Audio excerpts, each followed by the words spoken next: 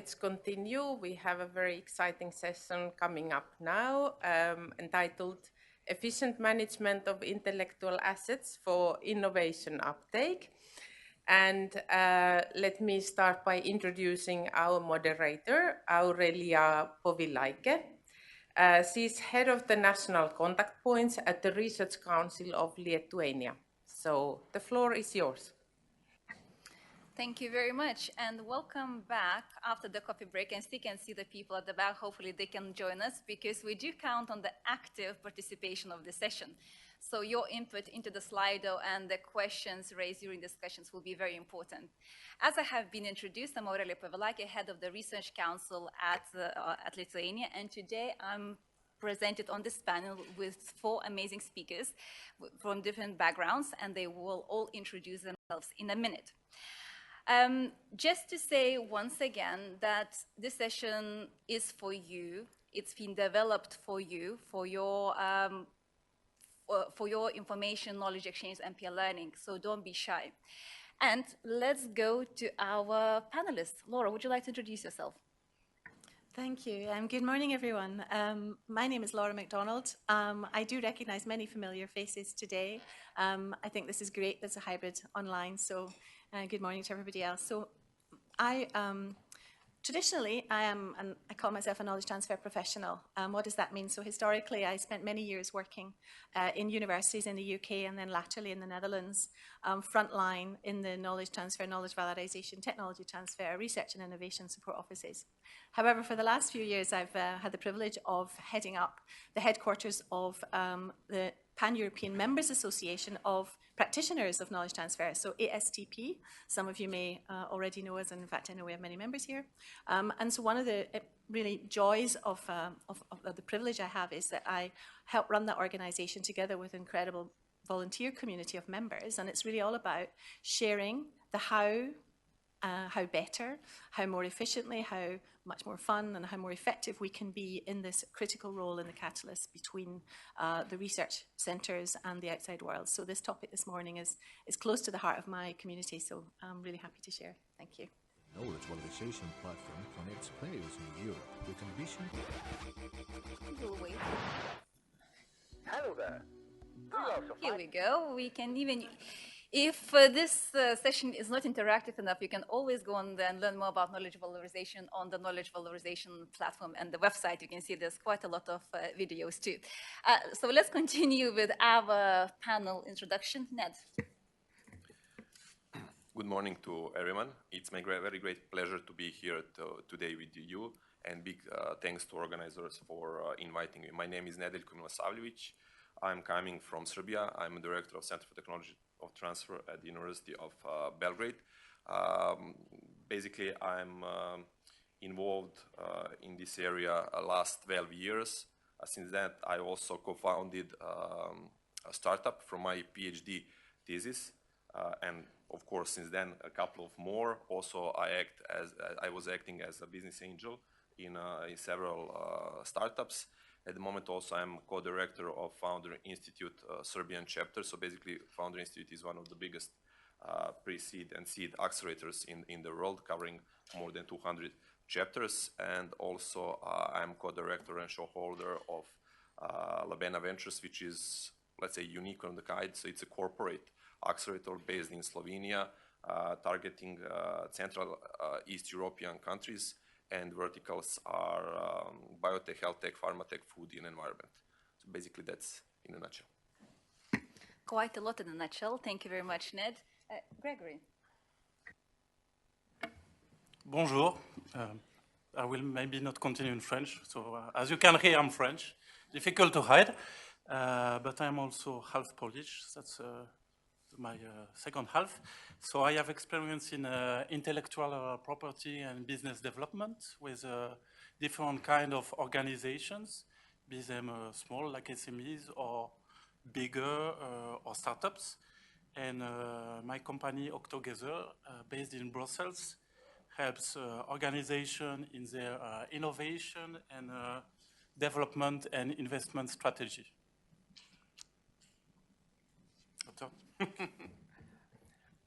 Good morning, and I'm very pleased to be here. Thank you to all of you for your interest, and organizers also for inviting me, representing here a recently established organization, European Institute for Legal and Business Studies.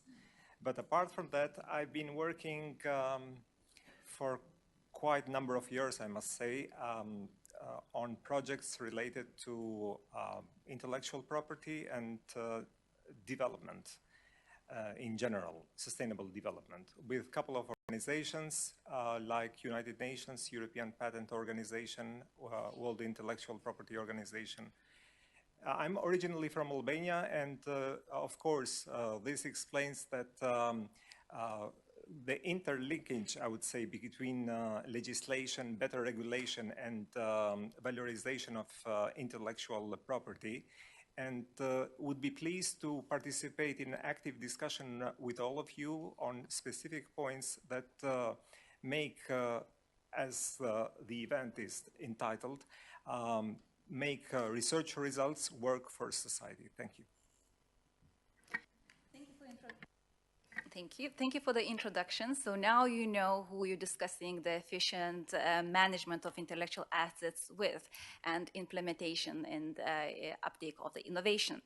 One of the aspects highlighted in the public call for contribution of the stakeholders to awareness-raising campaign was exactly that, the importance of efficient management of intellectual assets and uptake of innovation, as well as implementation of the code of practice that we heard of today.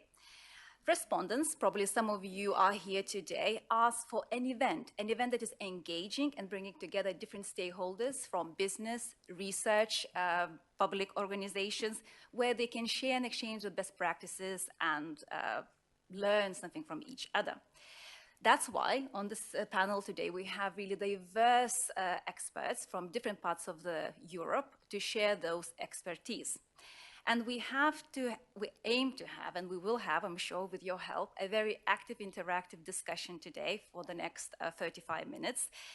And the key at the end of the discussion is that you all come out with some sort of recommendations and the tips and the insights from our panel. So we'll ask, I'm warning the panel beforehand, to come up with some summary points, 3 points that you can take away after this session. So, enough talking from me, and I would like to hear, and I'm sure you would like to hear from our panelists. But just to make sure that we are all on the same page, we will start with the first question that is quite general, but it's a good introduction in the intellectual assets. What are intellectual assets? Is it beyond the IP or IP rights, so it's all included? And why is it important to design an intellectual assets management strategy beyond the IP? And I would like Laura to kick off. Thank you. Thank you. So I don't know if this is the easiest question of the day or the most complex, but we have 35 minutes. I will spend maybe 2, okay? We share the floor. Okay, intellectual assets. I think the first panel this morning was really great in terms of giving very specific examples and really reinforcing the shift. I think there's a really strong message in the first panel about a shift of mindset, and I think this, using intellectual assets, is a really important and a rather simple way of doing that. So in my short 30 seconds, then in answering this question, intellectual assets, when I think about my perspective, which is, as I've said already, representing working essentially on the side of the university and research centres, then what we see coming out are intellectual assets are simply, well, of course, they're the products of intellect.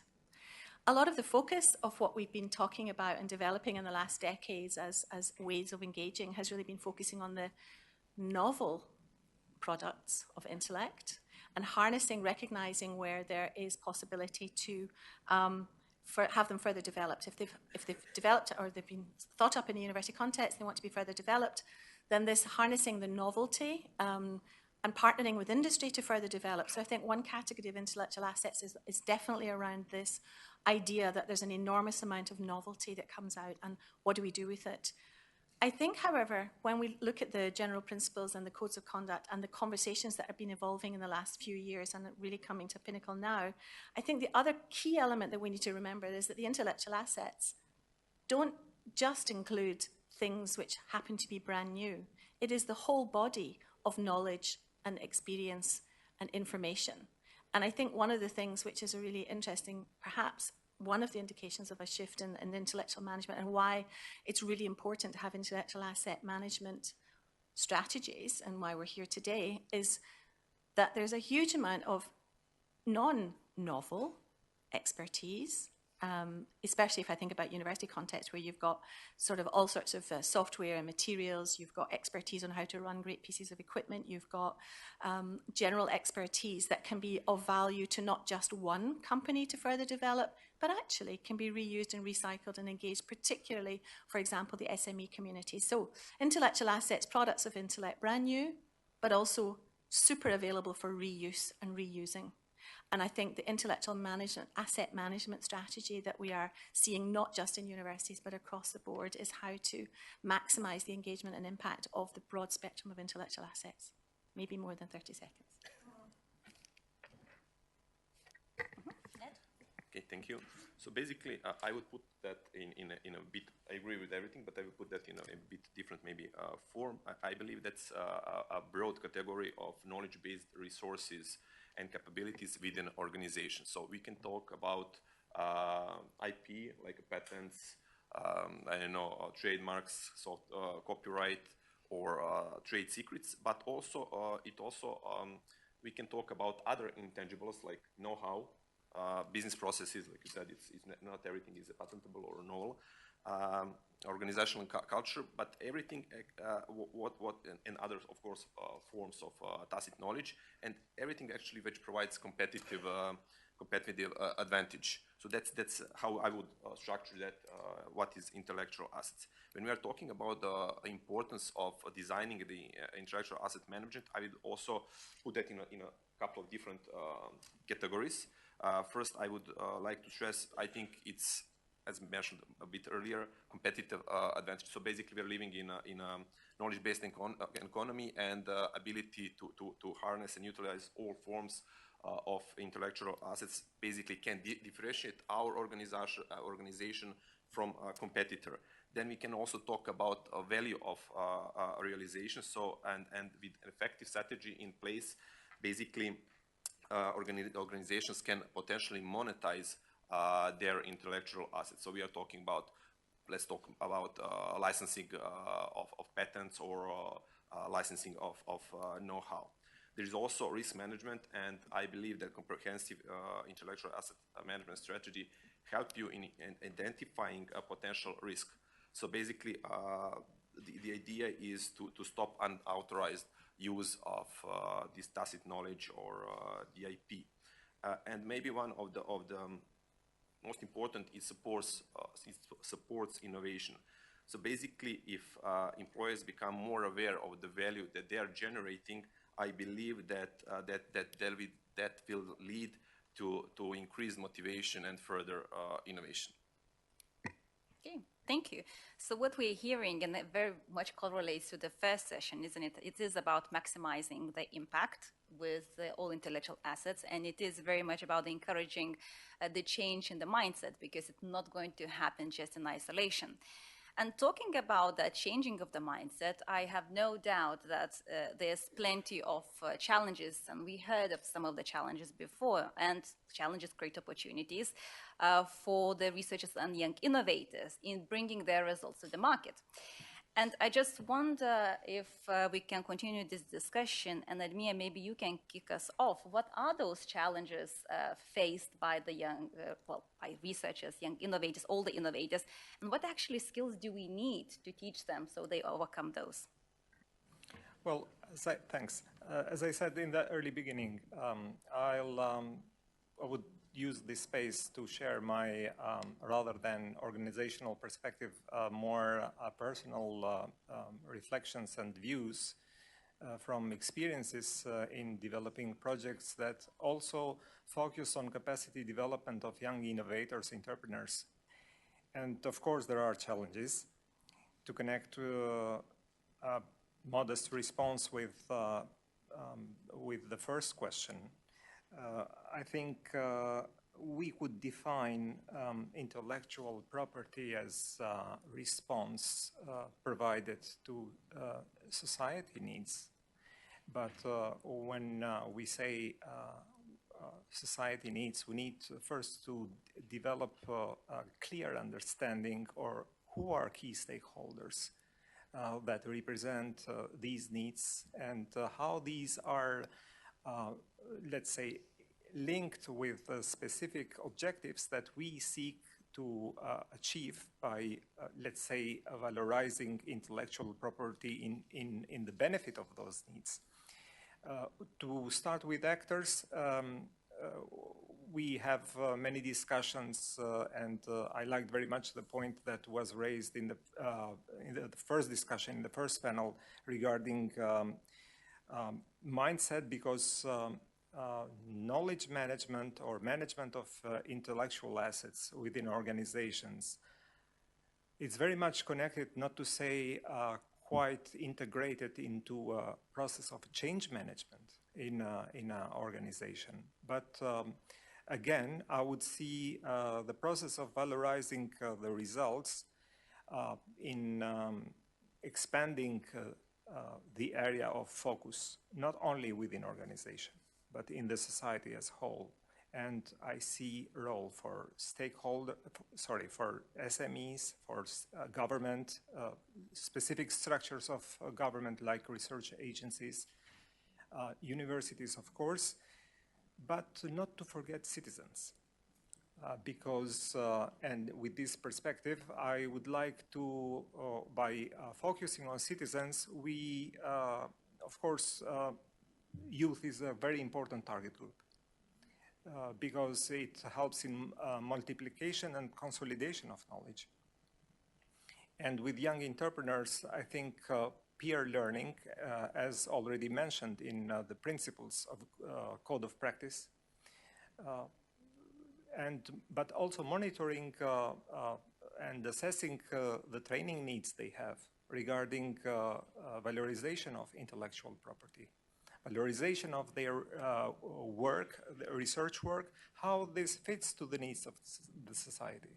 Challenges are quite a significant list, and diverse from one country to another, but it relates to partnerships and to processes. I would try to conclude with this in terms of whom to involve and how to respond better to these challenges, and maybe a roadmap at European level could be useful to not only to implement effectively what is written in the code of practice, but also to see tangible results in terms of objectives that we seek to achieve when we say a valorization and make use of these results for the society.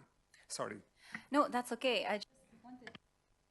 That's okay. I just wanted you to kind of dwell slightly deeper, and I wonder, are there concrete challenges, like in your organization, that entrepreneurs are facing, and how, you know, you mentioned the training that they need to learn about valorization, what the needs of society, but how and what skills you're fostering so they overcome those challenges? So just very kind of specific to your organization. Well, I would say, of course, when it comes to the intellectual property, everybody thinks this is a very technical and difficult subject to deal with, and of course, training related to the intellectual property rights. And for this specific reason, I think I wanted to emphasize that we should see, let's say, role of young entrepreneurs as key stakeholders in valorizing, in running the process of valorizing intellectual assets, starting with their status as citizens. And with this status, I'd like to emphasize that maybe level of awareness on intellectual property rights amongst us as citizens, it's not at the level we would like to see it. For making use of this awareness and changing it into a behavior that enables effective processes of valorization and commercialization, if we like. So legal training on intellectual property rights, data collection, communication and consultation. And of course, consultation, it is very much related with advocacy and networking, because of course, we discussed together early before that code of practice is a good starting point. But in order to have all these, let's say, key important results, we need to have that so-called enabling environment, and by consultation of key actors, including here young entrepreneurs. I think we managed to impact or affect effectively policies and policy-making process, standard setting. So I think it's there are, I would say there are quite good list of issues regarding challenges that young entrepreneurs face, but important is that we have, for instance, this discussion that helps us in identifying solutions that could lead to meeting these challenges. And I mentioned few points that I shared it with you, but I'm sure that there are other issues that could be discussed, and I mean, the response can be always just adjusted and tailored to the specific needs for specific milieu. Okay. Thank you, Admir, for that. Gregory, would you like to jump in and share your opportunities and challenges? Sure. So I, of course, agree with what have been said before, but I would like to insist on the fact that, to me, efficient management of intellectual assets, it's really a way to leverage the growth and innovation. And when I work with SMEs, I try really to insist on that. And we talked about protection of IP, but we should not forget as well about the intelligible assets which are not protected by IP rights. And often SMEs forget about that. It can be know-how, trade secrets, and it's important, I think, as well to formalize those kind of not protected IP rights, especially in SMEs, because if somebody is leaving the company, then you have a track of what has been done, or how to proceed, or to make something. And the other thing for the challenges, so to me, intellectual assets, it's really like a fuel. You can compare that to fuel with a rocket. The more fuel you have, the faster you can go and further you can go. This is what I said to my customer. And I think you should keep that in mind all the time.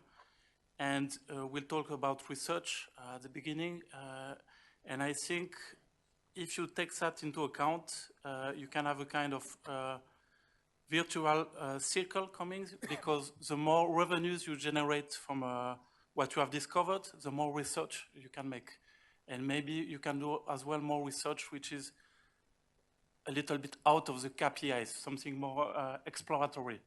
So just to give an example, I'm thinking about MIT. Just for 2022, the total licensing revenue was $82 million. So it's a lot of money. You can do a lot of research, a lot of things with that after. And if I come back to the skills, you talked about young innovators.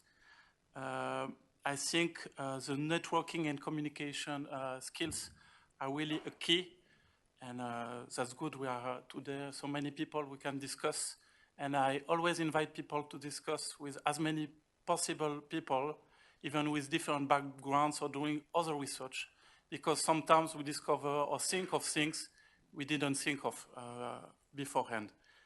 And if I can make a comparison with what has been said before, like publication, you can publish, which doesn't mean that you cannot patent.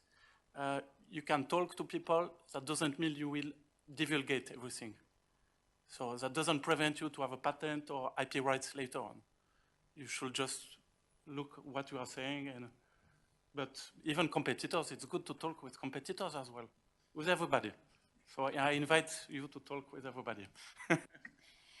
But Gregory, just again, you can mention SMEs, challenges for SMEs. One of them is IP rights, patents, but other challenges that you have, discovered during your conversations and working with SMEs apart from that. And I mean, okay, talking, great, networking is great, but are there specific skills that SMEs need to foster in order, to fuel themselves and fly off and generate revenue and make an impact? Sorry. Yes, I think, of course, you need a lot of resilience and adaptability because, for example, I've been in contact with many SMEs who are developing some very interesting products, but they've been working on that for 10 or 15 years, working as students at universities and in spin-off and so on. So you need resilience for sure. And I think as well that regulatory framework can be something difficult sometimes to understand, but I think it can be an opportunity as well. I can give you an example. A few weeks ago, I was in contact with a company outside Europe in the health sector, and they were explaining me that they will launch the product first in the US because it's easier to get authorization from the Food and Safety Agency in the US. So they will start by the US, and maybe later on they will go to Europe. So you can twist the things. So regulatory framework can be a burden, but it can be an opportunity. So that's another skill. See opportunities and be ready to pivot if you need so. Thank you. Ed, anything to add? Yeah. Actually, I like this question because I can speak from my own shoes as a researcher. So this is something that I didn't mention at the beginning, but actually I started a career as a researcher. Then I was on my postdoc to the United States. I learned some things. And if you remember, I said that I established my startup company from my own PhD, but that didn't happen during my research career. That happened during my technology transfer career when I learned some things. So what was missing for me that time was business acumen, and it was 12 years ago, and it's still missing, with the researchers, not just in Serbia, but also in Europe, in US, actually worldwide, because they are experts. They're really experts in the technical field, so they know how to solve some things, to be innovative. But when we are talking about the business skills, this is something that they simply are not armed with. So the second thing is funding constraints. For the researchers, it's easy to find the money for doing the research, but then they will make that first prototype, that lab prototype, but there is a huge gap between the lab prototype and then something which is a product for the market. So they simply don't have experience how to write those kind of projects, those POC projects or TTF projects. I had the same issue, because we know how to shape the things in that time, like with the research, but we didn't know how to communicate that so people understand what are our advantages and how we will make business from our research. The third thing that wasn't mentioned today is market validation. Many of the researchers go out and do just the research. And I think that it was mentioned, they didn't do their homework. It's always good to have some basic research, and we will always have some basic research. But if we want to have more something on hands, and something to make the money with, we need to see what are the challenges with the companies. And based on that, we need to develop some solutions. So basically, without not doing market validation, we have a potential mismatch what actually researchers created and what actually market wants to have. We are more than in a technology push area, which is not easy to work with. And the last, what I want to mention is access to networks. Researchers live in their own communities. It's research, and more research. If you want to do the business, you need to go outside, make the contacts, industry contacts. There is a bunch of the hubs that can help you with solving something. So basically, those things were actually pain in my neck when I was researchers, and unfortunately, it's still the pain in the neck for the researchers. So what we are doing at the University of Belgrade as a TTO, we are trying to push more entrepreneurial spirit with the researchers. We developed together with the University of Liège and Meta Group, we developed something which is called a Business Opportunity Support System platform, which actually help researchers to answer on their biggest pain points. So basically they will do their self-assessment. ASTP was there also as a promoter of our platform. So we have numerous people who are actually registered for, basically there is around 32 countries, researchers who registered on our platform and using it. And this is something how we are tackling it. University of Belgrade has more than 100 students and around 6,000 researchers. And for us, it's really difficult to reach all of them. And this is one of the ideas how we said, okay, maybe we cannot, learn them all, but let's give them a tool, digital tools, so they can work with. And now we are living in a digital era, so it's not anymore so difficult to try to scale up, so with the digital tools, you can easily scale up in other countries. So as I said, entrepreneurial skills, soft skills, they are researchers. And when I was actually wanted to enroll the faculty, for me it was just do not to have interaction with other people. So we live in our own world, and obviously that changed. So we need to learn them also soft skills, how to communicate with other people. If they want to go with the business, they need to learn, to do the pitches, to do the networking and some other things. But I know it's...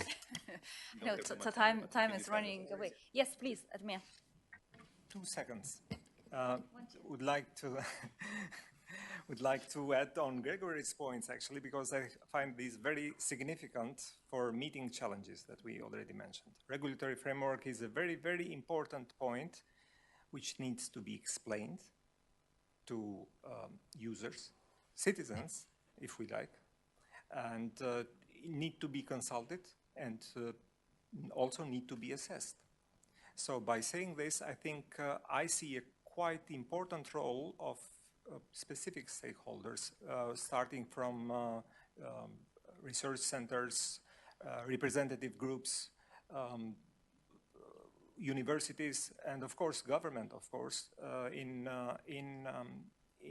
improving this regulatory framework, not to be, as the stereotype is, a burden, but to create as much as possible opportunities.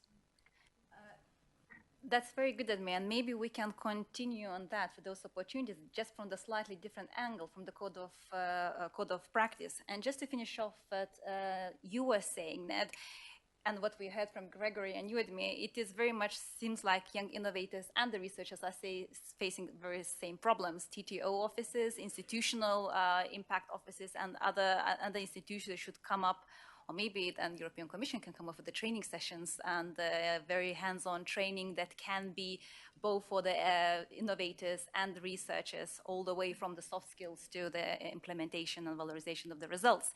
But all of that can be done with the help of the code of practice as well, Laura, can't it? And could you share some examples and the strategies of the implementation of the code of practice? I'll do my best. So, first question actually back to all of you. How many of you read the code of practice? All your hands need to go up. Okay, great. And those of you online, I'm sure, have read it as well. Okay, so you'll know that it actually contains really great series of recommendations on all aspects of managing this challenge, the other challenges that we have. So, so this question that Aurelija, you posed to us all earlier about what are the practical things that are happening. So again, I'm going to speak specifically from the perspective of ASTP. So if we think of the list of recommended good practices that should be employed, it includes everything from really practical things like when there are joint projects, make sure they're well managed, set up, manage expectations, deal with the joint ownership issues, make sure there are mandates in place to make sure, I think Inge this morning talked about great policies and how, there's a uniform process across the institution, etc. So make sure there's clarity in all of that. So really everything from institutional understanding of the roles of the different people in the teams. I think one of the things that maybe could have linked on the end of the last question was on the one hand, yes, there are lots of skills and soft skills that people need, but at the same time, one of the other things, which is a great realization, which I think comes across in the code of conduct, is actually all of this innovation moving forward, whether it's something brand new or whether it's really recycling existing knowledge, requires teamwork. So it's as well as acquiring all your own skills or enhancing your own skills, you can also make sure you recognize who's missing from your team, and therefore where do you get together the combination. So in the code of practice, you have all these different recommendations, and as an ASTP community, we're really interested to manifest as many ways as possible for there to be better understanding of these. So we do, I think, maybe 3 things I'd like to highlight. And one is that we continually raise and encourage raising awareness and understanding of the different roles and all the different activities that need to be in place. We have a community that comes over more than 40 countries are involved, so we have really different landscapes, and nobody is ever saying there's one way of doing any of this. It has to be customized, has to be appropriate, and so sharing best practices and good ideas and inspiration, which is what today is all about, is one of the things, and as ASTP we try to do that. We also do very hands-on training, and I think that's really important. Many institutions have fantastic programs of in-house staff development. Some countries and regions run national training courses, and we run sort of pan-European training courses, and I think access to capacity building of these skills is really important, because to implement the recommendations, there needs to be a continual growth of awareness and understanding of how to do the various steps, either yourself or who you need to have in your team to do that, as I've said already.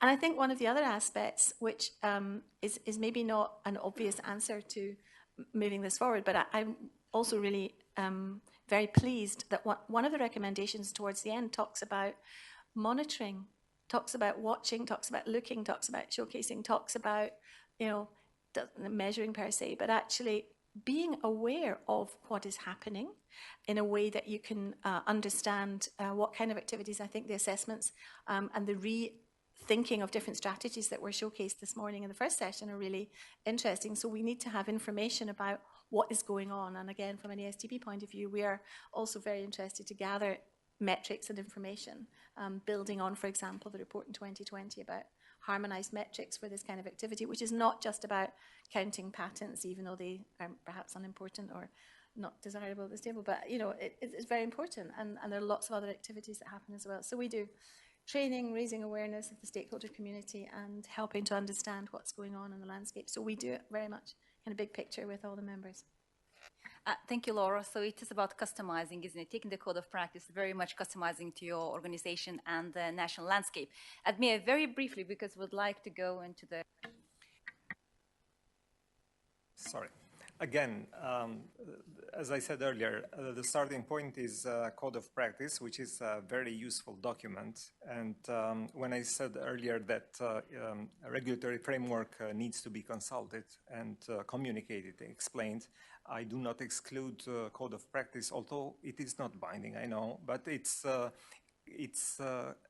document that speaks at supranational level. We should take this in regard.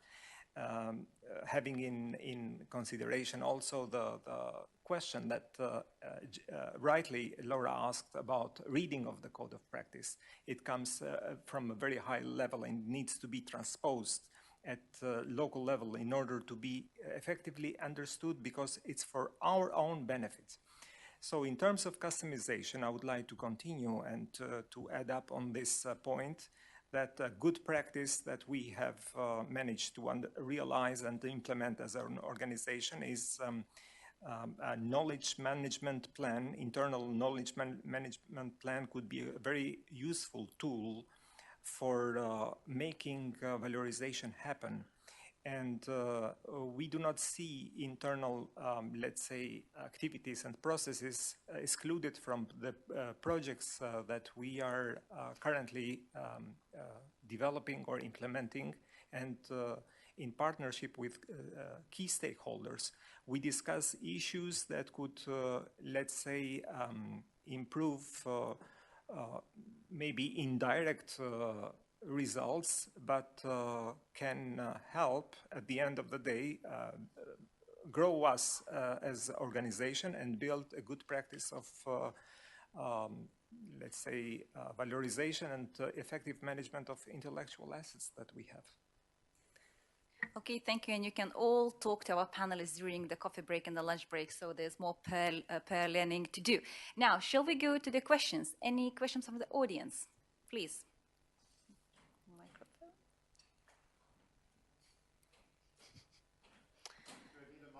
No, I think we need the mic for the audience online. That's why. Otherwise, I'm sure you can.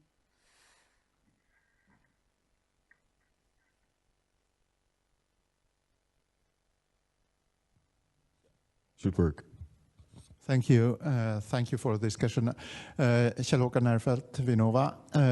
The challenges that I would like to have the panel comment on is the following.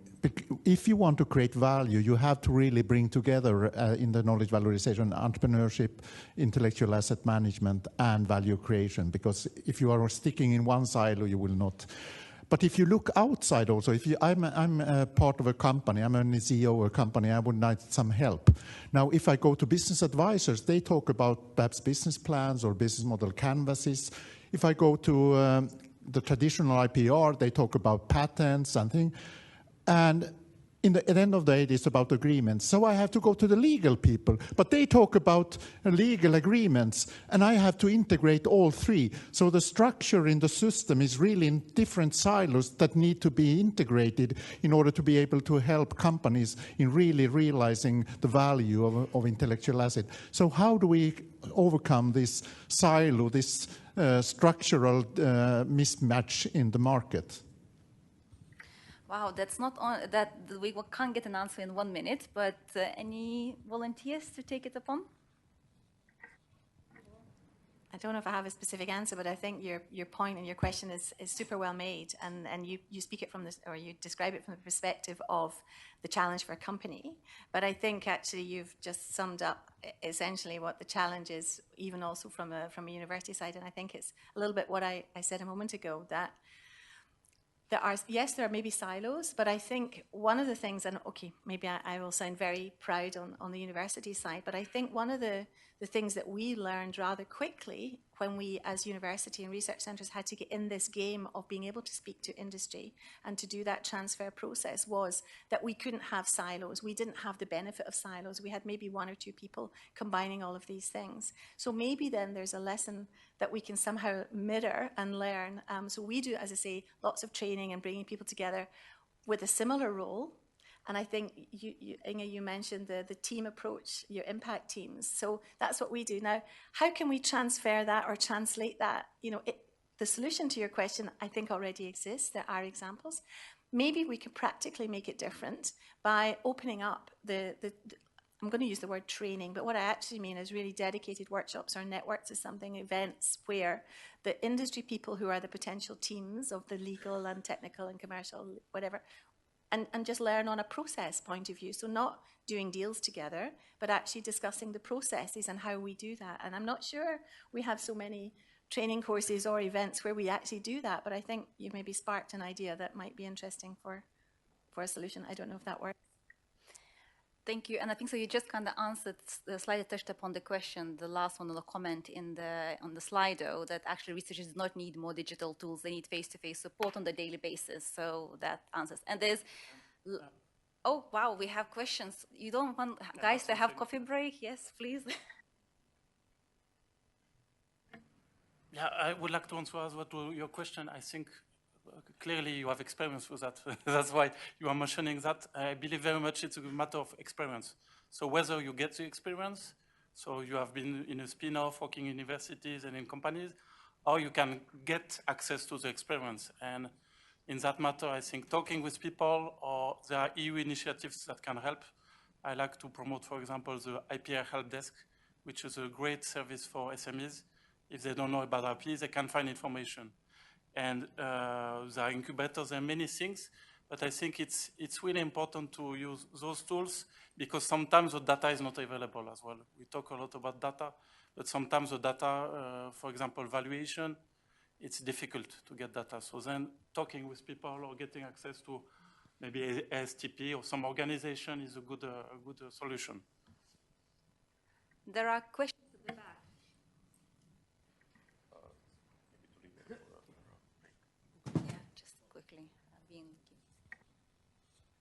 Good morning, everybody. My name is Sufyan Al-Sous from IOCTR. It's the first time for me to attend this nice meeting. I have not a question, maybe a question and suggestion. Don't you think that there's a very big problem for the researcher that they make so many work with research, but no results come out because of the budget, because sometimes people don't need, or they have no time or whatever. So can we discuss a little bit about these things? Because I attend many projects in EU, and this comes at the end because one of these reasons. Thank you very much. Thank you. That's a very good question, but I believe we can maybe discuss it during the coffee break, if that's okay. And I will come to you as well to talk about that specifically.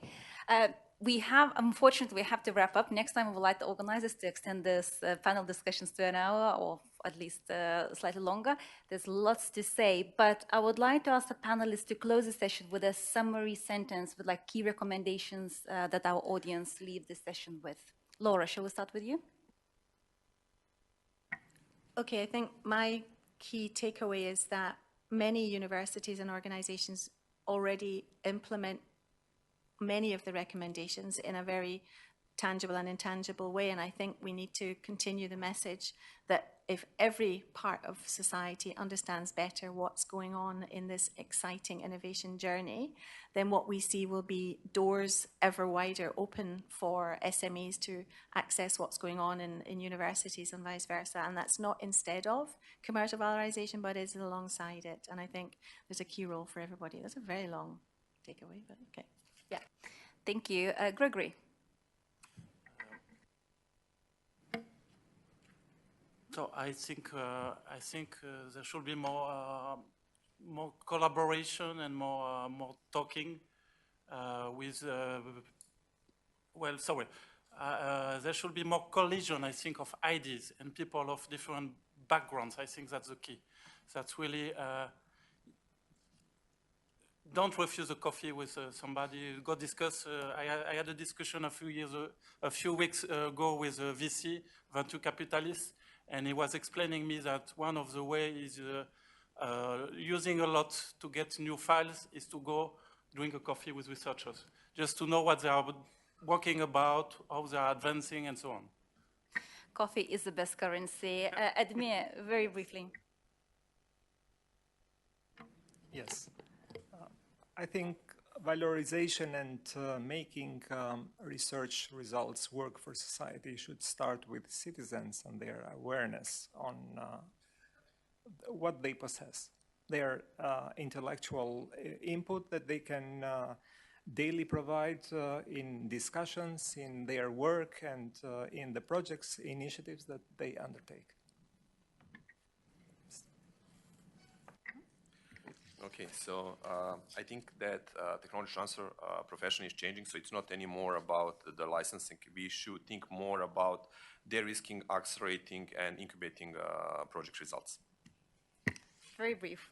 Thank you very much. Thank you all who participated. Thank you for your active participation in the session. After the coffee break, you will come back to the session that will focus on fostering contributions to standardization in the research and innovation activities. Thank you, and thank you to our panelists.